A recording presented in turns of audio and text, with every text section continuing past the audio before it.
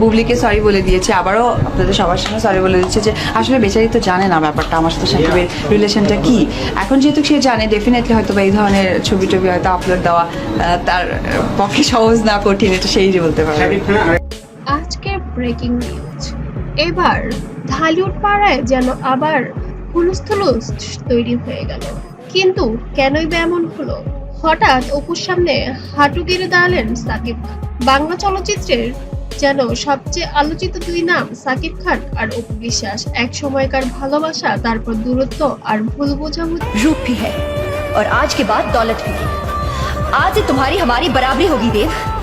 দেয়া, কিন্তু এবার যেন ইতিহাসের নতুন অধ্যায় শুরু হতে যাচ্ছে।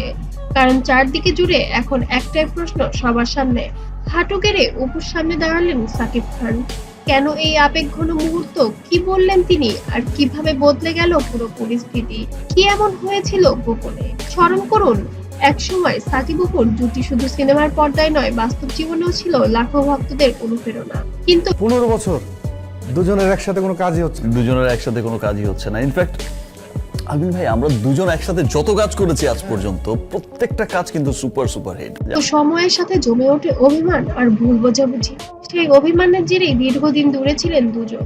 দর্শকরা ভেবেছিল হয়তো আর একসাথে আসবে না তারা, কিন্তু ঠিক তখনই ঘটে গেল এক অবিশ্বাস্য ঘটনা।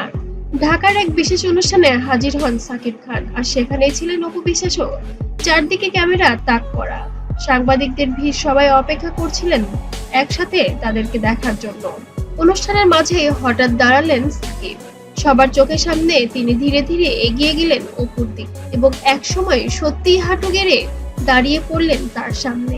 চারদিকে নিস্তব্ধ হয়ে যায় সবকিছু। অপু কিছুটা অবাক, কিছুটা আবেগে ভেসে যান। এরপর সাকিব খান বলেন, অপু, যতই দূরত্ব হোক তুমি আমার জীবনের অবিচ্ছেদ্য অংশ। আজ সবার সামনে আমি স্বীকার করছি, তুমি আমার সম্মান, তুমি আমার গর্ব। সাকিব খান অপু বিশ্বাস আবার একসঙ্গে ফিরছেন। দেখেন, ফিরবে কথাটা কি? আমি তো ছিলামই, আমি আবার ফিরবো কোত্থেকে? শুধু তাই নয়, তিনি আরো যোগ করেন, ভুলগুলো আমারই ছিল, কিন্তু আজ থেকে আমি চাই অতীতের সবকিছু মুছে ফেলতে। আমি চাই আমাদের সম্পর্ক নতুন করে শুরু হোক। সাকিবের এই স্বীকারোক্তির পর পুরো হলরুমে হাততালির ঝড় বয়ে যায়। দর্শকদের চোখেও জল। তবে প্রশ্ন রয়ে গেছে, অপুর প্রতিক্রিয়া কি হবে? তিনি কি এই মুহূর্তকে গ্রহণ করবেন, নাকি আবারও পুরনো অভিমান সামনে আসবে? বাংলা চলচ্চিত্রের